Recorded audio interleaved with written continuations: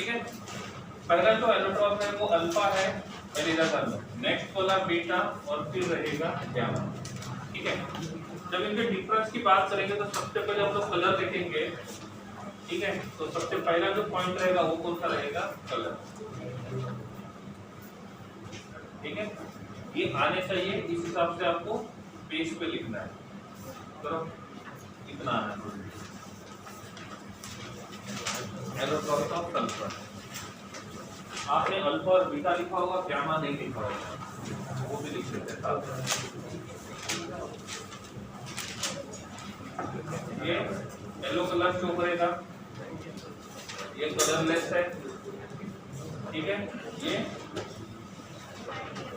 Soft है, soft and elastic. इसका colour दिया हुआ है बीटा का ब्राइट येलो। बीटा में डल येलो और उसमें ब्राइट येलो, अल्फा में ब्राइट येलो और बीटा में डल येलो। इसमें ब्राइट येलो हाँ, और इसमें डल येलो। डल। इसमें येलो नहीं तो उसमें क्या है, ज्यादा काला और कम काला, काला मतलब काला। सेकंड यूनिट सेल या तो क्रिस्टल स्ट्रक्चर नहीं है उसमें, तो वही लिख दिया। ठीक है, यूनिट सेल और क्रिस्टल स्ट्रक्चर ये होता है रोम्बिक फॉर्म में। ठीक है, ये जो रहेगा ये रहेगा मोनोक्लिनिक और ये रहेगा plastic.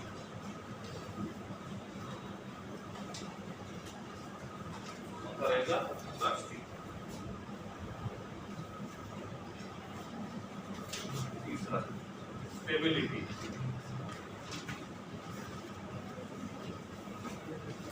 Highly stable,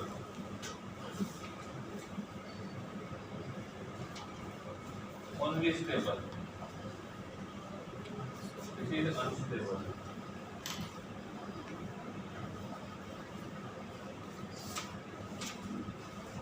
next number 4 specific gravity. कहाँ से लिखा है ये सभी टेक्स्ट बुक में 2.07, 1.98 and 1.95। Number 5 melting point 385.88 kelvin, 393 kelvin और लास्ट में 443 केल्विन।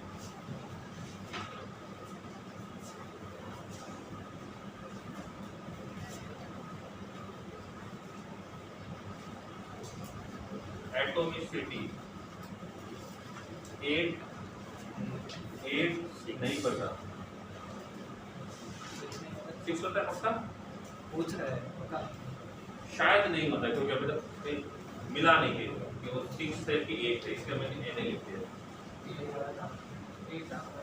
8 आता है क्या माम कहाँ पे दिया है,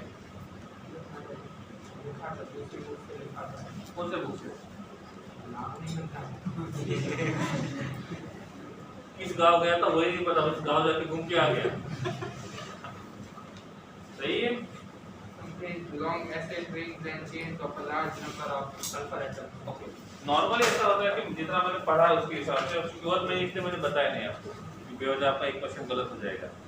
तो नॉर्मली ऐसा होता है S2 से लेकर S20 तक ऐसा कुछ होता है इस फॉर्म में। इसी रूप में लिखा गया था कि वो S6 के फॉर्म में है, कहीं लिखा गया था S8 और कहीं लिखा गया था S2। श्योर नहीं, मतलब एक ही आंसर 2 या 3 जगह नहीं मिला। तो वैसे भी एनसीईआरटी में नहीं है तो श्योर नहीं बोल सकते कि वो यही हो सकता है, इसलिए मैंने उसमें क्लियरली नहीं मेंशन किया। ठीक है, हो गए चेक पॉइंट। 7th पॉइंट ऊपर ले देना है। 7th वाला पॉइंट जो रहेगा वो रहेगा सोल्युबिलिटी। solubility, इसमें लिख दो soluble in carbon disulfide, इसमें भी लिख दो soluble in carbon disulfide, और लास्ट वाले में लिख दो it is insoluble in carbon disulfide.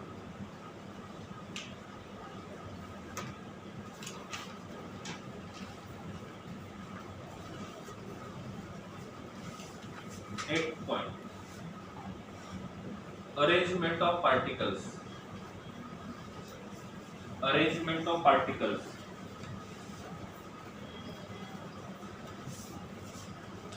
Arrangement of particles. पहले दोनों में लिख दो रेगुलर एंड रेगुलर. पहले दोनों में लिख दो रेगुलर एंड रेगुलर, और लास्ट वाले में लिख देना है इररेगुलर. लास्ट वाले में लिख देना है इररेगुलर. इसका मतलब पहले दोनों के दोनों जो रहेंगे वो कैसे रहेंगे, क्रिस्टलाइन, और लास्ट वाला जो रहेगा वो कैसा रहेगा, amorphous. You know the meaning of crystalline and amorphous. Crystalline और एमॉर्फस दोनों का मतलब पता है. जिसमें पार्टिकल्स का अरेंजमेंट रेगुलर होता है उसको बोलते हैं क्रिस्टलाइन, और जिसमें पार्टिकल्स का अरेंजमेंट इररेगुलर होता है उसको बोलेंगे एमॉर्फस.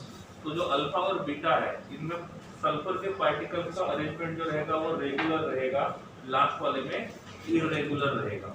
अब यहाँ पे जो अल्फा है उस अल्फा को हम लोग बीटा में कन्वर्ट कर सकते हैं 369 पे हीट करके. तो जैसे ही इतने केल्विन पे हम लोग अल्फा को हीट करेंगे तो अल्फा जो रहेगा वो बीटा में कन्वर्ट हो जाएगा. तो इस टेम्परेचर को क्या बोलते हैं, 369. इस टेम्परेचर को बोलते हैं ट्रांजिशन टेम्परेचर. यह होगा शायद इस टेम्परेचर को बोलते हैं ट्रांजिशन टेम्परेचर. ट्रांजिशन टेम्परेचर देखो, इसको ट्रांजिशन टेम्परेचर इसलिए बोला है क्योंकि टेक्स्ट बुक में दोनों ही दिए हैं. तो उसका कहने का मतलब है कि अल्फा को आपको बीटा में कन्वर्ट करना है. जैसे हमने व्हाइट फॉस्फोरस को रेड में कन्वर्ट किया था, रेड को हमने ब्लैक में कन्वर्ट किया था, वैसे ही हम अल्फा एलोट्रॉप को बीटा एलोट्रॉप में कन्वर्ट कर सकते हैं. उसके लिए इस टेम्परेचर पे हीट करना होगा, और इस टेम्परेचर पे अल्फा से बीटा में ट्रांजिशन हो रहा है, और इसीलिए इसको बोलते हैं ट्रांजिशन टेम्परेचर. लेकिन ये जो बीटा है उस बीटा को हम लोग गामा में कन्वर्ट कर सकते हैं, उसके लिए हीट करना पड़ेगा इस टेम्परेचर में. तो अल्फा से बीटा का ट्रांजिशन टेम्परेचर कम है, और बीटा से गामा का ट्रांजिशन टेम्परेचर जो रहेगा वो ज्यादा रहेगा.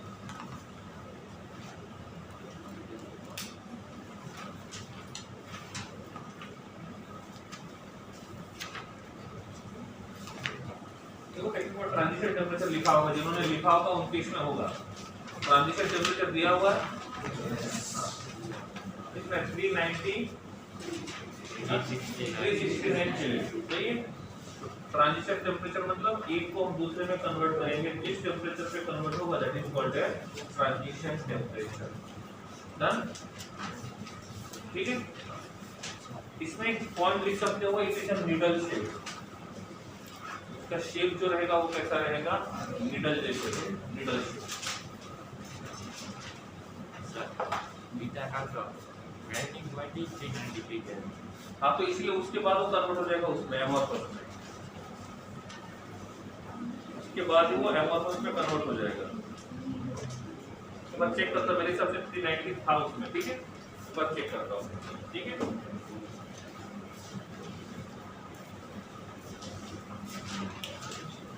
मतलब उस टेम्परेचर के बाद इसमें कन्वर्ट होना शुरू हो जाएगा. एक पॉइंट कौन सा ऐड करने के लिए बोला था बीटा में, it is needle shape. It is needle shape. ठीक है. तो ग्रुप नंबर 16 में से एक टॉपिक बाकी था, वो था एलोट्रॉप वाला. उससे अल्फा बीटा और गामा. एक बार देख लो उसको, अल्फा बीटा और गामा को.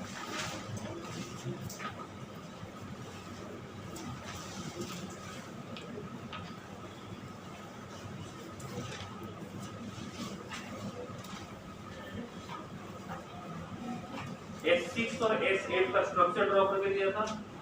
एक चेयर फॉर्म में था और एक क्राउन फॉर्म में था.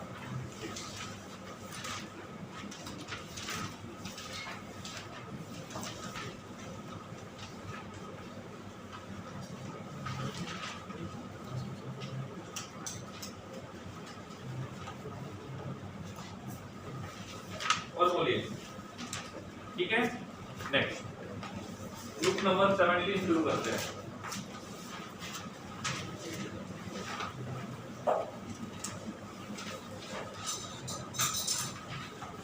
हेडिंग डाल दो ग्रुप नंबर 17।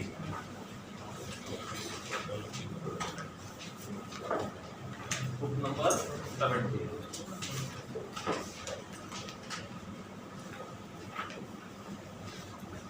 ठीक है। ग्रुप नंबर 17 की बात करेंगे तो ग्रुप नंबर 17 को कहा जाता है हैलोजेन। क्या कहा जाता है? हैलोजेन। तो पहला पॉइंट हम लिख सकते हैं they are called as halogen.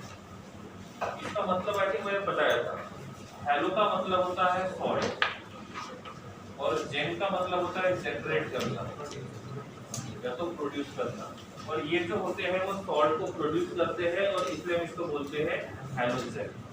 Halogen का कॉमन सिंबल जो होता है वो आता है X, और यहाँ पे हो सकते हैं फ्लोरीन, क्लोरीन, ब्रोमीन, आयोडीन और एस्पेटाइट। लेकिन एस्पेटाइट जो है वो रेडियोएक्टिव होने की वजह से हम उनके बारे में नहीं पढ़ेंगे, हम लोग फ्लोरीन, क्लोरीन, ब्रोमीन और आयोडीन के बारे में पढ़ेंगे। तो पहला एलिमेंट रहेगा fluorine, chlorine, bromine, iodine. If हम बोलेंगे तो इसका एटॉमिक नंबर कितना होगा? 7। ये 70, ये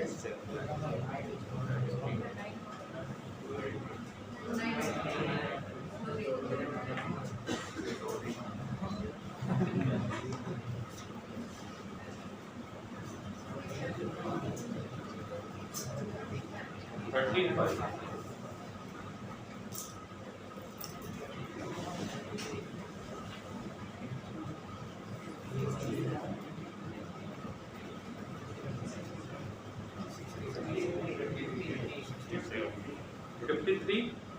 पक्का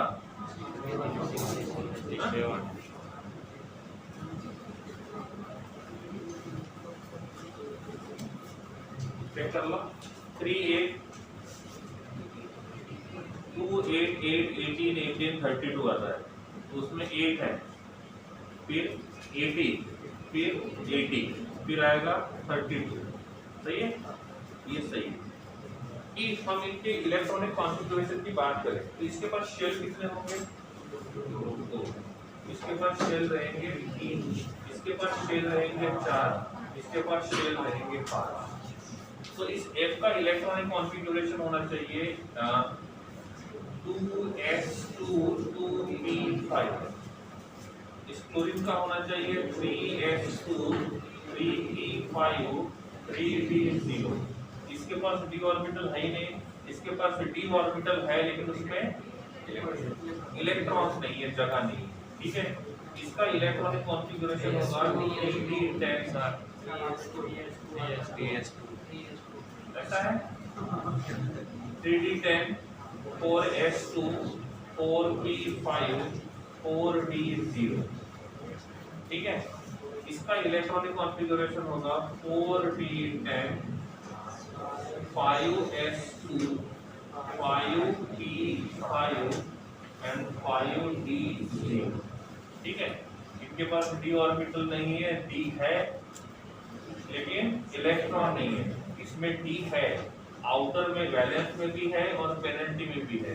वैलेंस में जो d है उसके पास इलेक्ट्रॉन्स नहीं है, लेकिन पेनल्टीमेंट में जो है उसमें इलेक्ट्रॉन्स है। इसमें d ऑर्बिटल है, वैलेंस शेल में भी है, पेनल्टीमेंट शेल में भी है, लेकिन पेनल्टीमेंट शेल में जो है उसके पास इलेक्ट्रॉन है और वैलेंस शेल वाले के पास इलेक्ट्रॉन नहीं है। तो ये रहेगा उनका जनरल इलेक्ट्रॉनिक कॉन्फ़िगरेशन। ठीक है, इफ हम इनकी बात करेंगे तो ये हैलोजन जो रहेंगे वो कौन से फॉर्म में मिलते हैं? तो ये 2 फॉर्म में मिलते हैं, वो फ्री फॉर्म में भी मिलते हैं और साथ में वो कंबाइंड फॉर्म में भी मिलेंगे। एग्जांपल के लिए मैंने बोला मुझे Cl2 गैस मिला है, इसका मतलब ये फ्री स्टेट में मिला है। लेकिन मैंने बोला मुझे ये HCl के फॉर्म में मिला है, तो ये कौन से फॉर्म में रहेगा? कंबाइंड फॉर्म में मिलेगा। तो हैलोजन जो रहेंगे वो फ्री फॉर्म में भी हो सकते हैं, वो कंबाइंड फॉर्म में भी हो सकते हैं। इन चारों में से ये दोनों जो है ये लार्ज क्वांटिटी में मिलते हैं। और ये दोनों जो रहेंगे ये स्मॉल क्वांटिटी में मिलेंगे। तो हम बोल सकते हैं fluorine and chlorine large abundance होता है इनका, और इनका जो अबंडेंस रहेगा वो कैसा रहेगा, स्मॉल। अबंडेंस का मतलब क्या होता है, अबंडेंस का मतलब क्या होता है, कितने क्वांटिटी में मिलेगा। ठीक है, तो यहाँ पे फ्लोरीन और क्लोरीन ज्यादा क्वांटिटी में मिलेगा, क्लोरीन और आयोडीन जो रहेगा वो कम क्वांटिटी में मिलेगा। पहले इसका लिखना।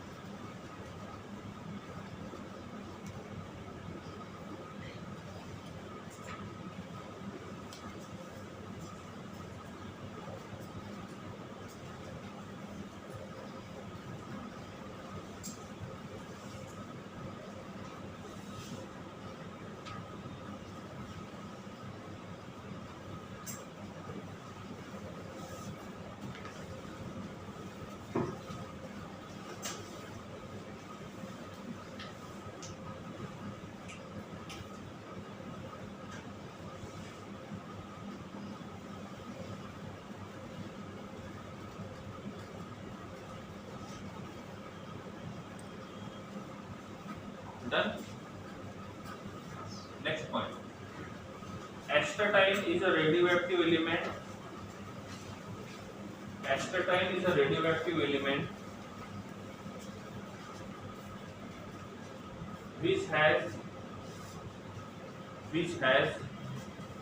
astatine is a radioactive element which has half-life time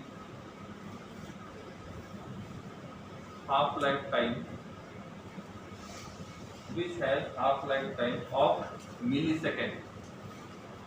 Half-life time of millisecond. ठीक है? Next, fluorine occurs in the form of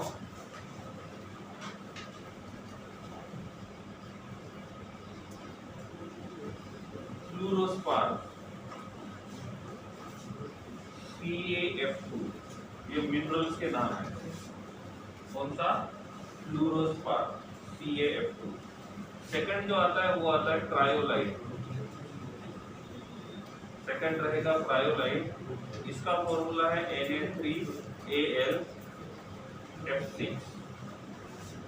तीसरा आता है टोपाज Al2SiO4।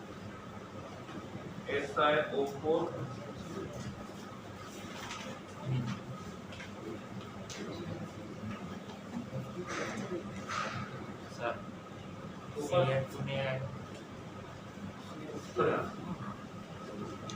टोपाज का फॉर्मूला दिया हुआ है देखो टेक्स्ट बुक में। टोपाज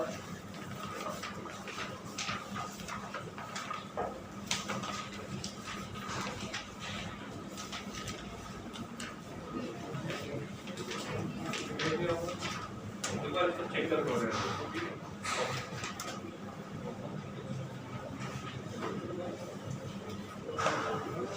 ठीक है, नेक्स्ट वन इज एपेटाइट। तो ये तीन फॉर्म में मिलेगा, फ्लोरोस्पार, क्रायोलाइट एंड एपेटाइट।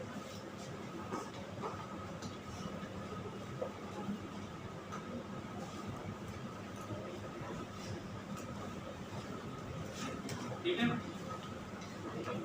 टेक्स्ट को क्लोज कर दो।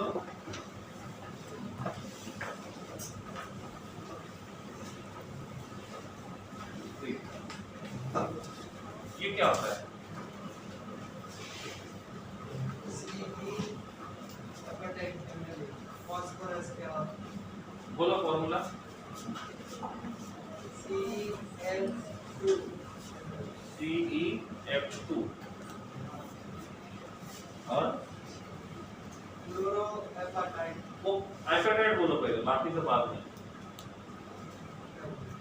एपेटाइट का फॉर्मूला आ गया फ्लोरोएपेटाइट CX2 X2 CX2 X सब वैल्यू है। चल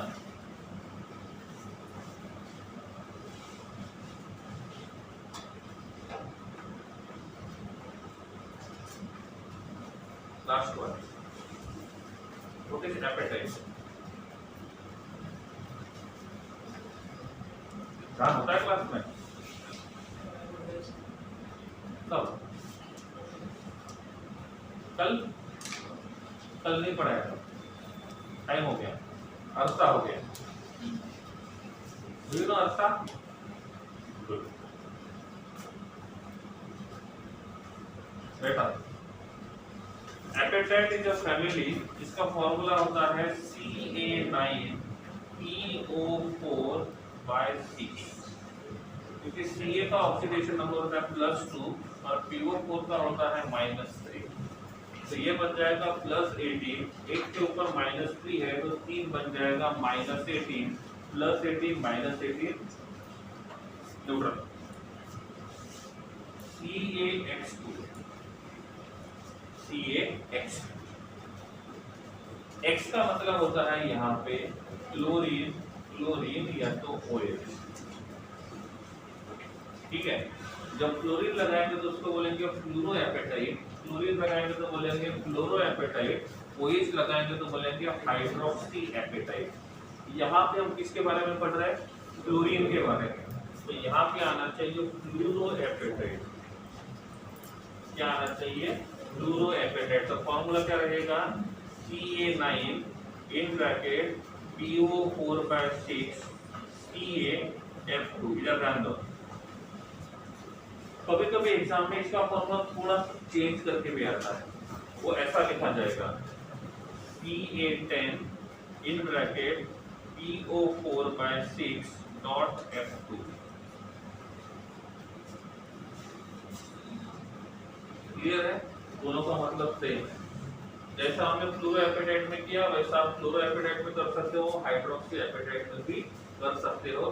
तो फ्लोरीन जो रहेगा वो फ्लोरोस्पार, क्रायोलाइट और फ्लोरोएपेटाइट के फॉर्म में मिलेगा। ये कौन था? फ्लोरीन। अब लिखो फ्लोरीन।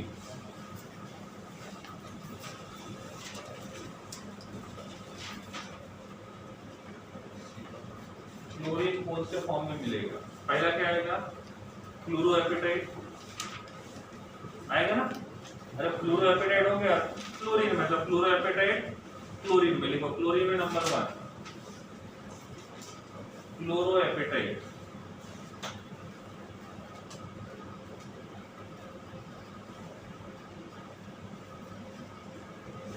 Formula Ca9PO4/6.CaCl2। दूसरा, इसमें हमको क्लोरीन मिलेगा, table salt. Formula table salt, formula NaCl। तीसरा, calcium chloride.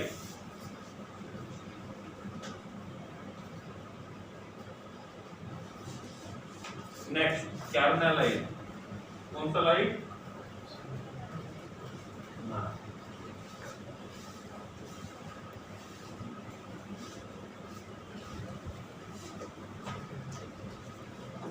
It is in hydrous form.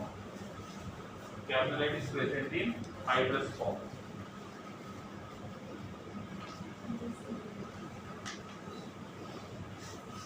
ठीक है, क्लोरीन हो गया, ब्रोमीन के बारे में कुछ नहीं दिया हुआ। आयोडीन के बारे में लिखो। Iodine is present in various seaweeds.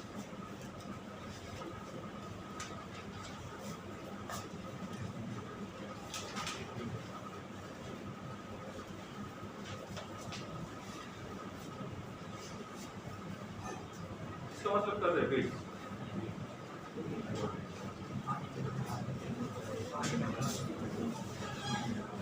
और ये क्या होता है?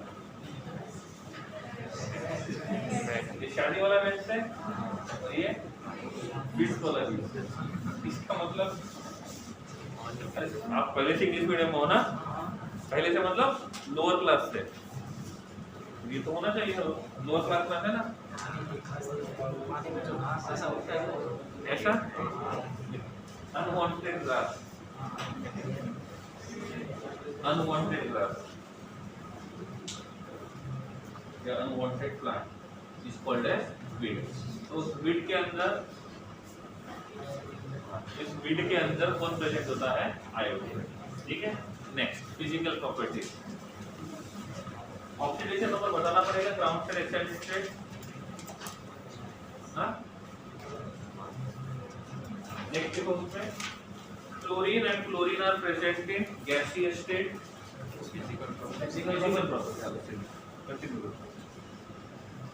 Physical properties. Chlorine and chlorine are present in gaseous state. Bromine is present in liquid state. Bromine is present in liquid state. And iodine is present in volatile solid. Do you know volatile? क्या होता है? Easily evaporate हो सकता है। Bromine is present in liquid state and iodine is present in volatile solid. Next, all halogens are colored. All halogens are colored. All halogens are colored due to absorption of radiation in visible region. Due to absorption of radiation in visible region. Visible region. F2 का colour होता है yellow. Cl2 का colour होता है greenish yellow.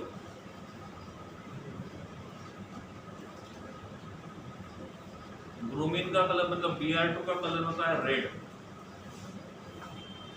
और I2 का colour होता है वायोलेट। ठीक है, टेक्स्ट बुक निकालो।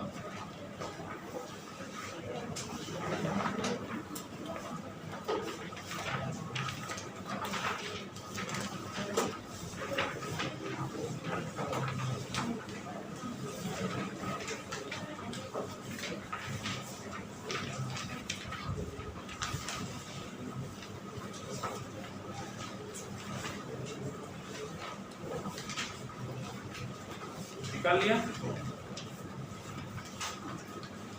Table 7.8, table 7.8। पहला जो पॉइंट होगा वो होगा एटॉमिक नंबर और दूसरा पॉइंट होगा एटॉमिक मास नंबर, तीसरा पॉइंट होगा इलेक्ट्रॉनिक कॉन्फ़िगरेशन। आई थिंक ये तीनों हो गए इसमें। एटॉमिक नंबर बता दिया था मैंने, उसका इलेक्ट्रॉनिक कॉन्फ़िगरेशन। इफ हम इनके जनरल इलेक्ट्रॉनिक कॉन्फ़िगरेशन की बात करें तो क्या होगा? NS2 NP5 ND0। ठीक, here S orbital, here 3p orbitals are there and here 5p orbitals are there। Electron को फिल करते हैं। इसके पास कितने इलेक्ट्रॉन है? 2। So this will be clockwise और एंटी क्लॉकवाइज। पी के पास कितने हैं? 1 2 3 4 5। अभी ये ग्राउंड स्टेट में है, अभी ये ग्राउंड स्टेट में है। ठीक है, ground state, bond pair, lone pair. ठीक है, कितने बॉन्ड बनाएगा? 1। और लोन पेयर कितने रहेंगे? 3। अब हम लोग एक्साइटेड स्टेट 1 में जाएंगे। क्या होगा? ये इधर से ले जाएगा। ठीक है, बॉन्ड बनाएगा 3, तो bond pair will be 3, lone pair will be 2 in excited state 1। If हम एक्साइटेड स्टेट 2 में जाते हैं तो क्या होगा, एक अनपेयर्ड फिर से अनपेयर्ड बन गया, बॉन्ड कितने बनाएगा 5, तो ये बनाएगा 5 बॉन्ड और ये एक रहेगा लोन पेयर। ठीक है, अब हम इसको भी यहाँ भेजते हैं तो क्या होगा, एक्साइटेड स्टेट 3 में बॉन्ड बनाएगा 7, लोन पेयर रहेंगे 0। ठीक है, अब इस कंडीशन में इसका हाइब्रिडाइजेशन क्या हो सकता है मैक्सिमम,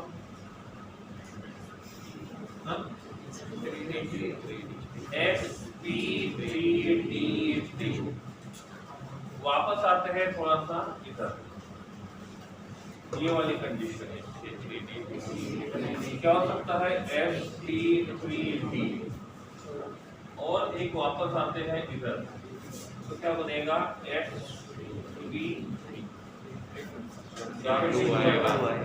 यहाँ पे आएगा sp3d, इसका हाइब्रिडाइजेशन रहेगा sp3, तो ये रहेगा इनका हाइब्रिडाइजेशन।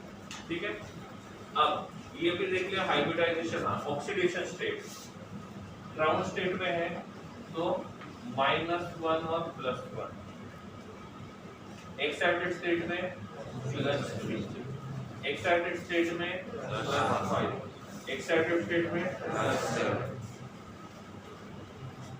क्लियर है, तो ऑक्सीडेशन स्टेट का रेंज क्या हो गया, -1 +1 +3 +5 +7। क्लियर है, ओके। इनमें से कौन ऐसा है जो सिर्फ लिमिटेड शो करेगा, कौन, क्लोरीन। ये कौन सा शो करेगा, -1 और +1 शो नहीं करेगा। क्यों, क्योंकि पूरे टेबल में कोई भी ऐसा एलिमेंट नहीं है जिसका इलेक्ट्रोनेगेटिविटी फ्लोरीन से ज्यादा हो। तो फ्लोरीन का इलेक्ट्रोनेगेटिविटी सबसे ज्यादा होने की वजह से फ्लोरीन जो रहेगा उसका इलेक्ट्रॉन कोई गेन नहीं करेगा, तो फ्लोरीन का ऑक्सीडेशन नंबर ऑलवेज कितना रहेगा, -1 रहेगा। ठीक है, इलेक्ट्रॉनिक कॉन्फिगरेशन हो गया, ऑक्सीडेशन स्टेट हो गया।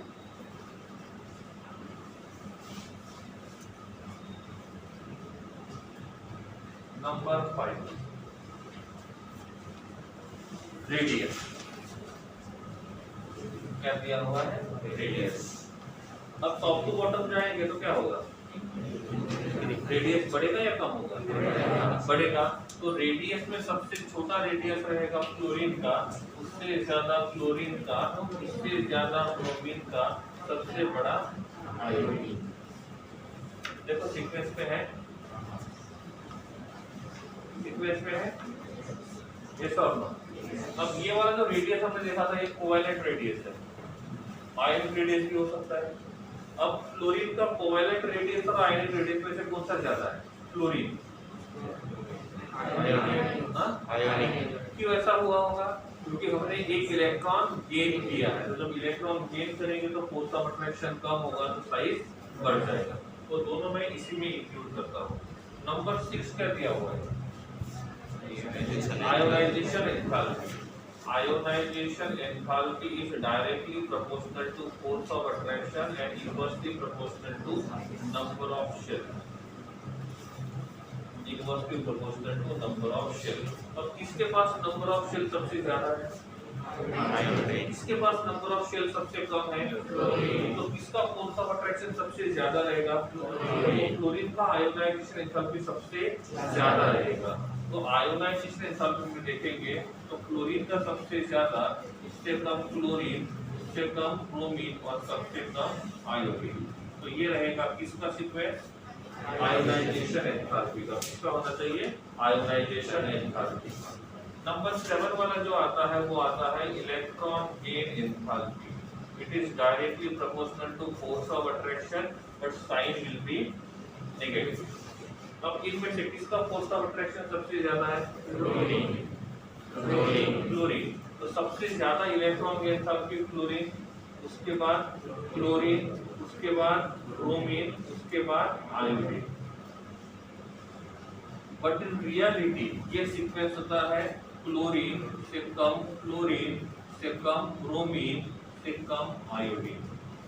किसने अपनी प्लेस चेंज की? क्लोरीन ने। क्लोरीन सबसे पहले होना चाहिए था, बट इन रियलिटी क्लोरीन जो रहेगा वो सेकंड नंबर पे है। रीजन वही जो हमने ऑक्सीजन में देखा था, साइज बहुत छोटा है, इंटर इलेक्ट्रॉनिक रिपल्शन ज्यादा रहेगा, और इंटर इलेक्ट्रॉनिक रिपल्शन ज्यादा होने की वजह से ये इस प्रकार का नेचर क्या करेगा? शो करेगा। समझ में आ गया? तो जो सीक्वेंस ऑक्सीजन में था तो वही सीक्वेंस या वही रीजन यहाँ पे भी रहेगा। ठीक है।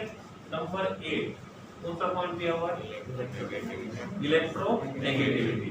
तो electronegativity is directly proportional to force of attraction.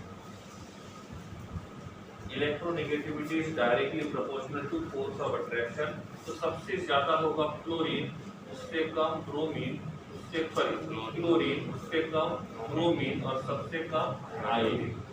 जब हमने 11th में पढ़ा था तो एनसीईआरटी के बुक में ही दिया था, इसका इलेक्ट्रोनेगेटिविटी 4.0, इसका इलेक्ट्रोनेगेटिविटी 3.0, इसका था 2.8 और इसका था 2.5। मैंने कंफर्म भी किया, ऐसा ही था 11th में। 12th के बुक में थोड़ा सा चेंज दिया हुआ है। इसका कितना दिया हुआ है? 3.2, इसका दिया हुआ है 3.0 और इसका दिया हुआ है 2.7। ठीक है। फिर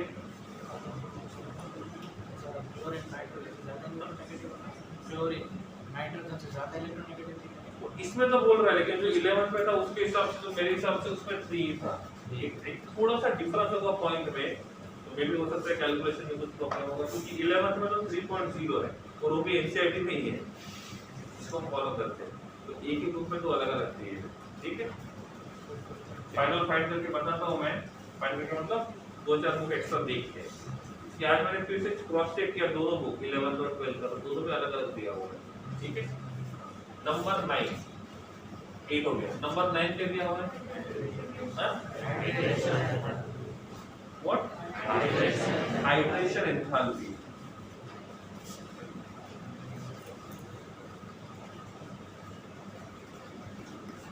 What is the meaning of hydration enthalpy? कोई बता सकता है?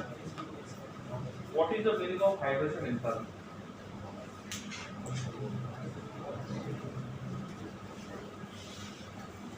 Anyone? जब भी किसी पार्टिकल को, किसी एलिमेंट को, किसी आयन को हम वाटर में ऐड करते हैं, तो वो वाटर जो होता है वो उसके सराउंडिंग में चिपक जाता है, इसके उस आयन या एटम के सराउंडिंग में। सपोज मैंने बोला कि यहाँ पे मैंने F-1 को ऐड किया हुआ है, इलेक्ट्रॉन रिच है, electron deficient, electron rich, negative charge है ना, तो इलेक्ट्रॉन रिच रहेगा। ये हमने वाटर बोला है, तो this will be oxygen and this will be hydrogen. तो ऑक्सीजन और हाइड्रोजन में से कौन इलेक्ट्रॉन रिच है, कौन इलेक्ट्रॉन डेफिशिएंट है? तो यहाँ पे जो वाटर रहेगा वो हाइड्रोजन के थ्रू ऐसे जाएगा या ऑक्सीजन के थ्रू ऐसे जाएगा? क्यों? क्योंकि ये इलेक्ट्रॉन रिच है, तो ये इलेक्ट्रॉन डेफिशिएंट। समझ में आ गया? इस फोर्स ऑफ अट्रैक्शन को कौन सा बोलेंगे? डाइपोल डाइपोल,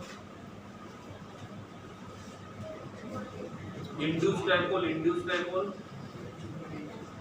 एक बॉन्डिंग आपने इसलिए बोला क्योंकि यहाँ पे F माइनस है, मैंने बोल दिया R माइनस है, तो जनरल बोलना। एक बॉन्डिंग अभी हो सकता है, नॉर्मली कोई भी नेगेटिव चार्ज है तो डाइपोल डाइपोल हो सकता है, डाइपोल इंड्यूस डाइपोल,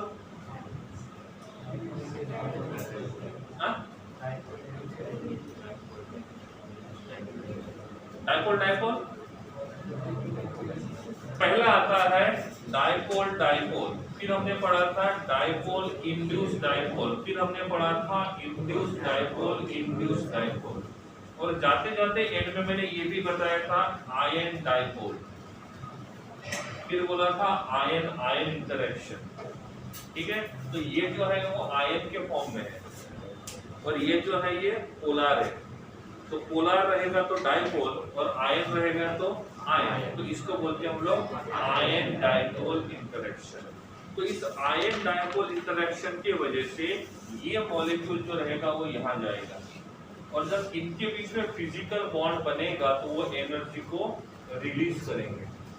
जितना इनके बीच का बॉन्ड ज्यादा स्ट्रॉन्ग रहेगा उतना वो ज्यादा एनर्जी रिलीज करेंगे। तो जितना साइज छोटा उतना बॉन्ड ज्यादा स्ट्रॉन्ग, और जितना बॉन्ड ज्यादा स्ट्रॉन्ग रहेगा उतना तोड़ने के लिए एनर्जी। इसका मतलब जब वो बॉन्ड बनाएगा तब एनर्जी ज्यादा रिलीज करेगा। इसका मतलब ये जो एनर्जी यहाँ पे रिलीज हो रहा है इस एनर्जी को बोलते हैं हाइड्रेशन एंथैल्पी। तो किसका हाइड्रेशन एंथैल्पी सबसे ज्यादा रहेगा, जिसका साइज छोटा है या जिसका साइज बड़ा है। तो हम लिख सकते हैं hydration enthalpy is directly proportional to force of attraction. किसका फोर्स ऑफ अट्रैक्शन सबसे ज्यादा है, तो सबसे ज्यादा हाइड्रेशन एंथैल्पी, उससे कम उससे कम उससे कम। क्या आपको हाइड्रेशन एंथैल्पी का मतलब समझ में आ गया? चाहे वो पोलर हो, नॉन पोलर हो, आयन हो या एटम हो, जब भी उसको वाटर में ऐड करेंगे तो वो वाटर के साथ इंटरेक्शन करेगा। कोई भी हो सकता है, डाइपोल डाइपोल से लेकर आयन आयन इंटरेक्शन कुछ भी हो सकता है। तो जब इनके बीच में इंटरेक्शन होगा, फिजिकल बॉन्ड बनेगा, एनर्जी को रिलीज करेंगे, तो उस एनर्जी चेंज को बोलते हैं हाइड्रेशन एंथैल्पी। क्या बोलेंगे? Hydration enthalpy. And hydration enthalpy is directly proportional to force of attraction. तो हाइड्रेशन एंथैल्पी का सीक्वेंस जो रहेगा वो इस प्रकार से रहेगा। जितने सीक्वेंस यहाँ पे लिखे हैं एक बार टेबल में देख लो। अपर पार्ट में देखना है, लोअर पार्ट में नहीं।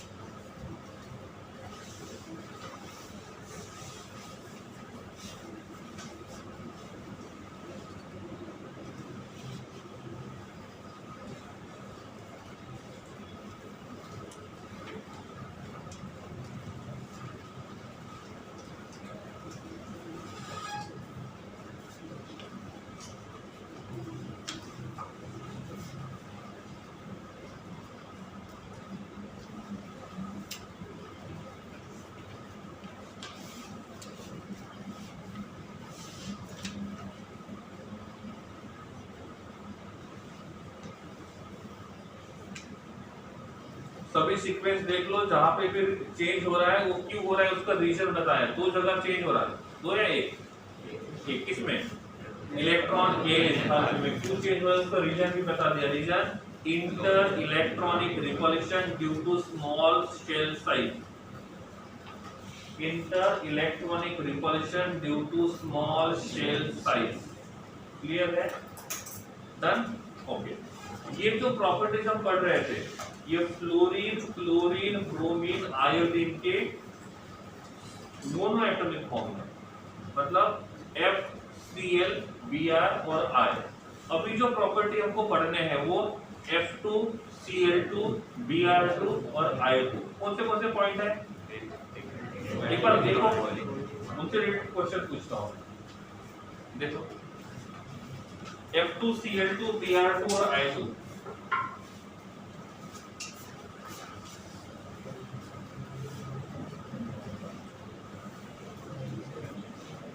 F2, Cl2, Br2 और I2।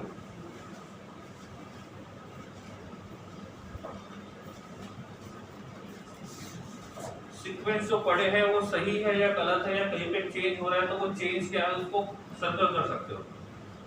जब भी टेबल में ऐसे कोई चेंज आता है तो उसको पेंसिल से सर्कल कर देना, मतलब जब भी नेक्स्ट टाइम आप स्टडी करोगे तो क्लियर हो जाएगा।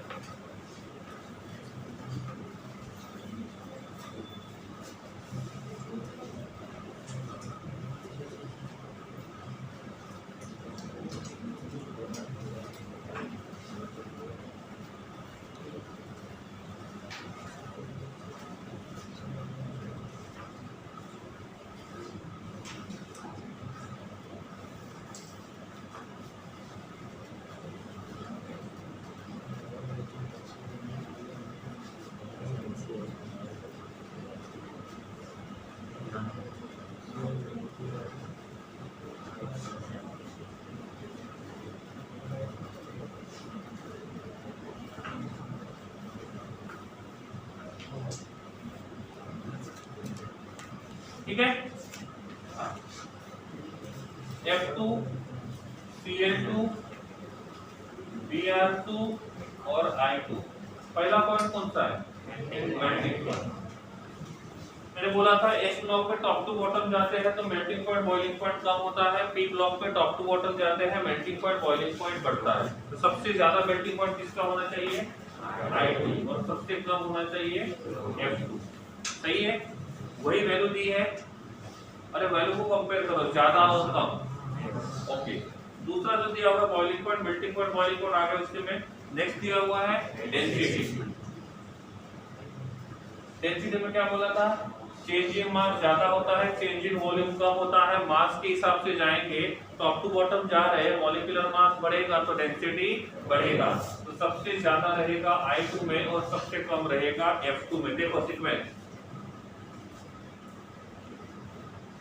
अरे हाँ या नहीं? ओके, उसके बाद दिया हुआ है बॉन्ड लेंथ। किसके बीच का बॉन्ड लेंथ सबसे ज्यादा रहेगा? तो बॉन्ड लेंथ जो रहेगा वो सबसे ज्यादा रहेगा I2 के बीच का और सबसे कम रहेगा F2 के बीच का। नंबर ऑफ शेल ज्यादा रहेगा तो साइज बड़ा रहेगा, साइज बड़ा रहेगा तो बॉन्ड लेंथ भी ज्यादा रहेगा। ठीक है, कुछ लोग ऐसे ऐसे कर रहे हैं, कोई बात नहीं, एक दो लेक्चर में मिलता है बोर्ड के ऊपर। ठीक है, ताकि ये समझ में आ जाएगा। नंबर 4 क्या लिखा हुआ है? Bond dissociation enthalpy. अब देखो किसका बॉन्ड लेंथ सबसे कम है? तो उसका बॉन्ड सबसे ज्यादा, मतलब बॉन्ड सबसे छोटा है तो उसके बीच का फोर्स ऑफ अट्रैक्शन सबसे ज्यादा।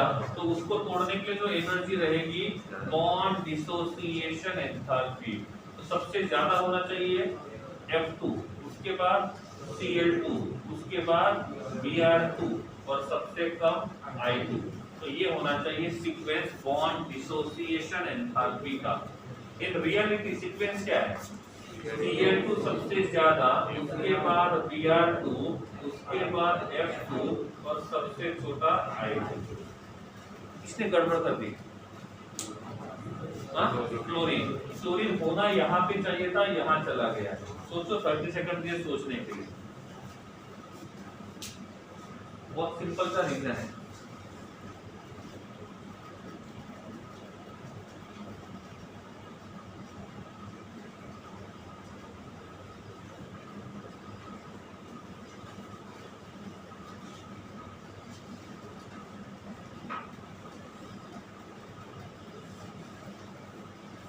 ठीक है, जिनको रीजन पता चल गया है हैंड रेस करेंगे कि क्यों ऐसा हुआ।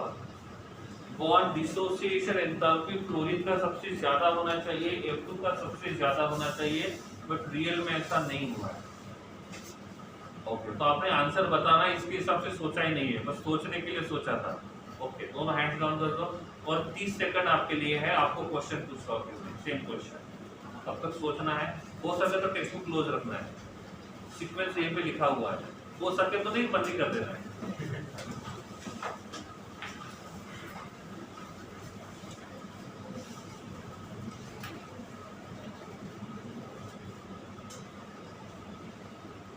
शुरू किया था ना?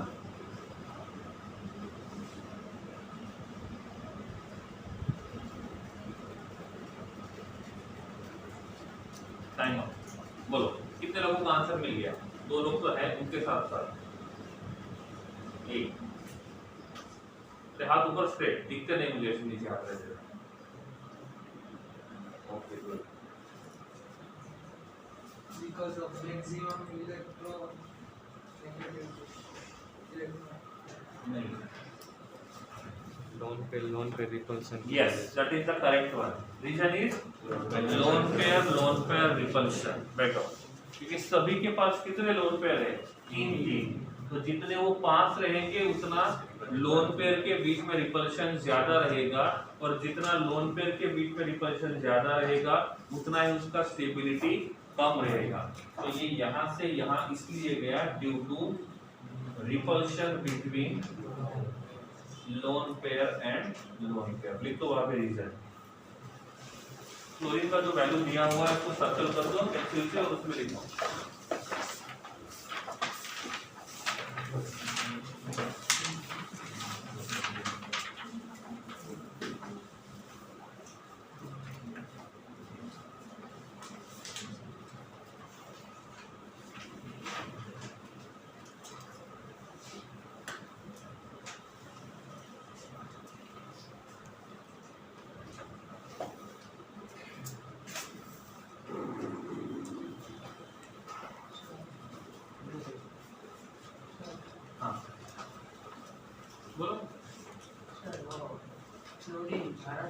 Cl के बाद तो Br के बाद क्यों गया?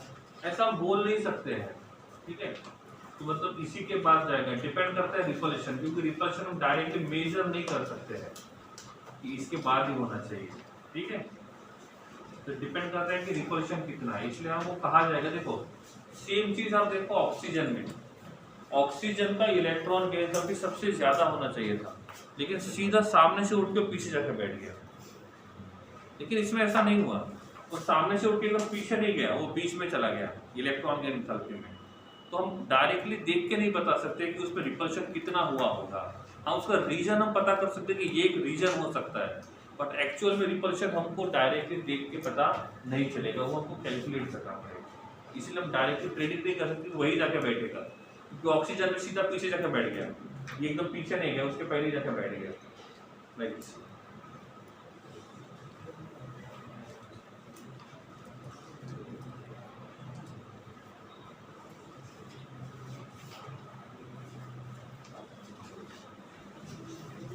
7.18 टेबल हो गया, ऑकरेंस हो गया, टेबल हो गया मतलब उसके साइड वाला तो हो ही गया।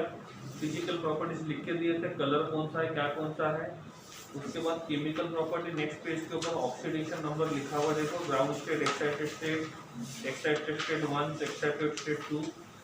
उसके राइट साइड वाले में सबसे ऊपर वाले रिएक्शन देखो, राइट साइड वाले पेज में सबसे ऊपर वाले रिएक्शन X2 से X बनाया, डिसोसिएशन एंथैल्पी लिखा हुआ है ना। टेबल 7.1 के आसपास होगा फिर लिखा। एनामोलस बिहेवियर ऑफ क्लोरीन के पहले, एनामोलस बिहेवियर ऑफ क्लोरीन के पहले, ठीक है। अलग अलग बुक में अलग अलग जगह हो सकता है। X2 is converted into X in gaseous state, X is converted into X minus 1 and X minus 1 is converted into X minus 1 aqueous। तो पहले X2 को X में कन्वर्ट किया, बॉन्ड को डिसोसिएट किया, इसलिए उन्होंने लिखा हुआ है एंथैल्पी ऑफ डिसोसिएशन। लेकिन ये एंथैल्पी हमने दो X2 को अलग करने के लिए किया, एक X2 में दो हैलोजन है, इसलिए उन्होंने 1/2 एंथैल्पी ऑफ डिसोसिएशन किया हुआ है। जो X हमको मिला है गैसीय स्टेट में वो न्यूट्रल है, न्यूट्रल से क्या बना, -1 बना, और न्यूट्रल से -1 बना मतलब इलेक्ट्रॉन गेन किए, लूज किए, और इलेक्ट्रॉन गेन करेगा तो उसको बोलेंगे इलेक्ट्रॉन गेन एंथैल्पी। यहाँ पे जो X माइनस है वो कौन से स्टेट में है, गैस, और इस X माइनस आयन को जब वाटर में ऐड करेंगे तो वो बन जाएगा X माइनस 1 एक्वस, और यहाँ पे जो एंथैल्पी चेंज हुआ है उसको बोलेंगे एंथैल्पी ऑफ हाइड्रेशन।